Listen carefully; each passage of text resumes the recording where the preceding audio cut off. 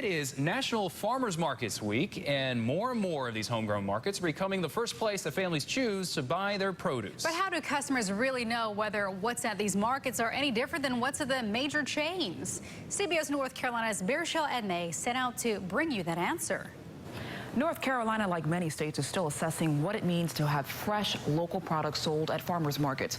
And some farmers are still skeptical of the entire idea. So what we learned is that it may fall on your shoulders to write the rules for these marketplaces. It was just a buzzword. Everybody's looking for farmers markets. Shopping directly from your local farmer is a growing trend nationwide. In the last few years, our state farmers market saw a peak of 3.8 million customers. Many of those same people are still shopping at these markets. It's an awesome place. I come here every Saturday and I love it.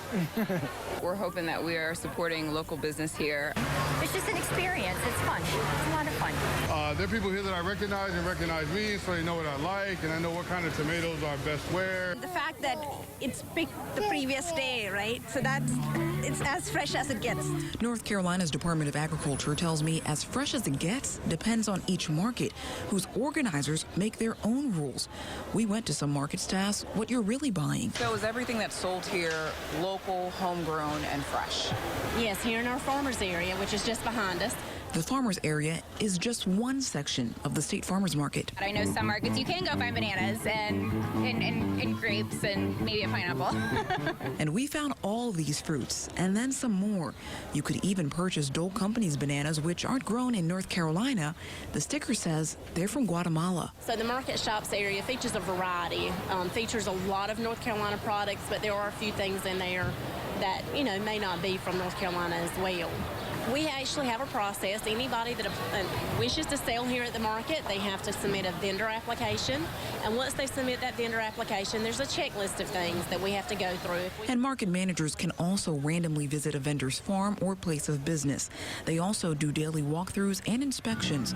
The Western Wake Farmers Market in Cary also vets its vendors with a similar process. My vision of a farmer's market is to purchase items that are grown and sourced locally. The exception we found was a vendor whose coffee beans are sourced directly from international growers, but locally roasted in Morrisville. Otherwise, market organizers say their vendors are local, like Nancy Joyner, a certified organic farmer out of Burlington. It's frustrating, and it just reminds me it's that continuing education piece. Because when you see farmers market, consumers just have to ask. Jeff Jennings with our state's ag department agrees. The first person that needs to regulate what is local is the customer. It's a simple conversation between the customer and the vendor or the farmer, and simply ask them, did you grow it yourself or where did it come from? When you do ask, some farmers will tell you not every product is regional or even local. A lot of times they buy in bulk and then resell it because it's not in season right now. So when it's in season, it's all local, and they try to get it within 100 miles, even if they buy in bulk and resell it. And several farmers tell me that practice is hurting their own profits, which is why they encourage you to be the main watchdog for these markets. If you want food that's been harvested the same day or even in the last 24 hours, only you can determine whether that's the case. To find the closest farmers market near you, head to WNCN.com, where we have a complete list.